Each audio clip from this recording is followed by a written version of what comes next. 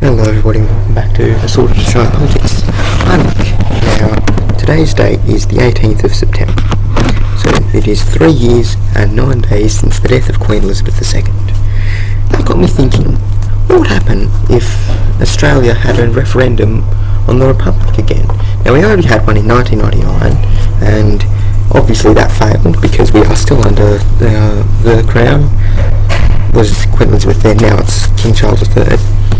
So I just wanted to, I was just curious and wanted to express how I think it would go. So I think first of all, I think it will be very controversial, and I highly doubt it would happen. I think this may be, I don't know, but I feel like there'd be some element of weaponisation, I guess. I feel like the Liberals would definitely oppose this and would try to weaponise it, almost like they did with The Voice, as in like, oh, you're denying your heritage, or you're going to turn Australia into, I don't know. And as I said, I don't think this is, what's going on there? Oh, that's just me getting distracted by the strangeness of this map. Anyway, so I just want to go over, so like, would it pass hypothetically? I think it would get up in the ACT because they'll pretty much vote for anything. New South Wales, I don't know if it goes safe over 10 in the ACT, but it might hang around that, you know. New South Wales, I feel like they would be against it, but it would be fairly close. Maybe at 54-45, so not an absolute landslide win for the no. Queensland would definitely be probably over 10 no, because Queensland. Victoria, I don't know. I feel like this is really where we're going to see like the urban-rural divide. So so out of Victoria, so like all this area, they're going to be easily over 10, probably realistically over 20 against. But you're going to see the exact opposite in inner city Melbourne, just like with The Voice. So I think at the end of the day, Victoria would probably go yes, but it would not be by much. And I think that the yes camp could probably consider themselves quite lucky to have got over the line there. Tasmania, I don't think would support it. I feel like Tasmania is a lot more in touch with the British ancestry of Australia, and as such I don't think they would support it. So that would probably realistically over 5. I can't see them liking this. South Australia would probably be over 10 in opposing it. I get the sense with South Australia that they are something about South Australia that I just get the feeling of is that they are very connected to their British roots, and they would not be getting rid of that. Northern Territory, I think, would really be a toss-up. I think if the yes camp used it well and like utilised their messaging well, you know, they could almost do two strategies. They could do to win over the public servants in Darwin. They could say something like, oh, it would give you more independence.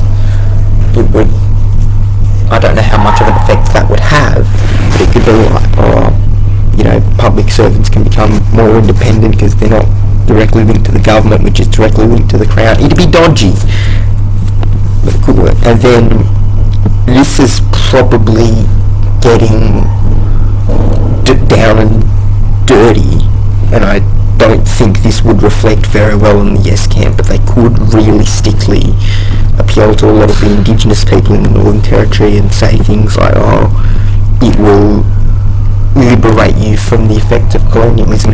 That would be incredibly controversial. I do not think it would go over very well with a lot of people, and if anything would be a boost to the no camp. I feel like Northern Territory would probably go no, but it'd be be fairly close there. It wouldn't be a big win. In Western Australia, I can't see them supporting it. So that leaves only ACT and Victoria support. That means that almost certainly there will be a national majority that would oppose it. I'm thinking probably fairly similar to the last Republic referendum in 1999, like 45-55 in favour of the no side. But winning an extra state, which, to be fair, is half decent effort, but still nowhere near the results that they would desire. Now, what I also want to do is I want to get into the house map, and I want to just get into like the kind of areas in each place that would be backing each camp. I'll just probably should have prepared this ahead of time. I'm just doing the colours, in case you're wondering. The colours are just based off from the voice. I'm just going to leave the other parties there because I don't have time to get rid of them all. I really should prepare this in advance.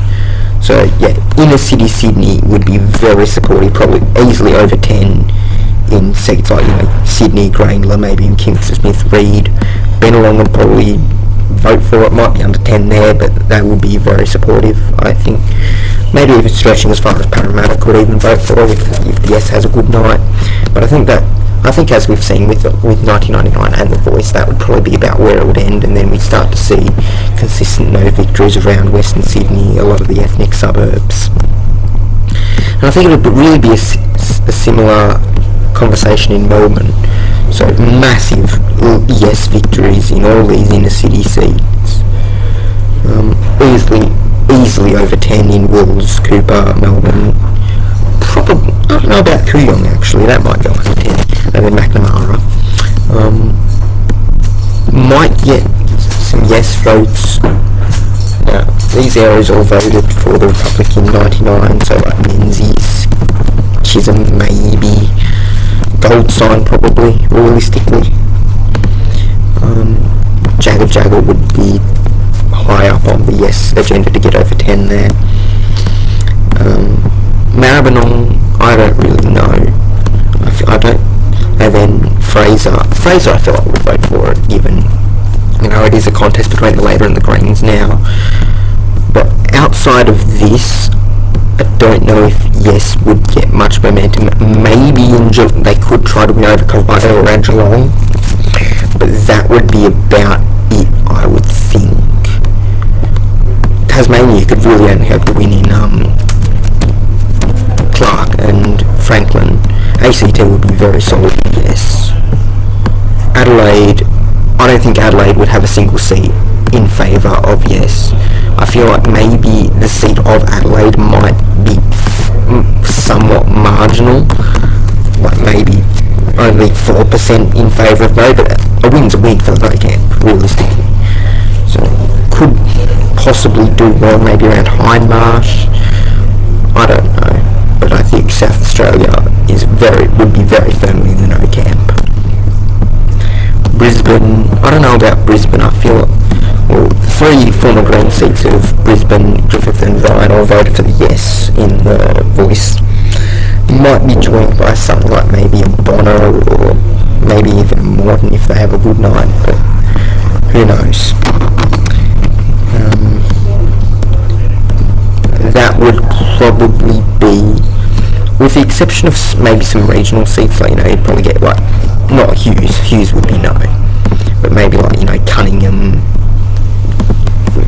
Newcastle, I couldn't remember the name, maybe Eden Monero, given the large public servant vote around Queanbeyan and that sort of area, maybe, but I don't like the chances. And overall, I think it would be a resounding defeat, and it would very much, I don't think we would be having this discussion again for another good few years. So anyway, that is my thoughts on what I think would happen if there was a Republic referendum soon. Thank you for tuning in, do all that, and I will see you soon.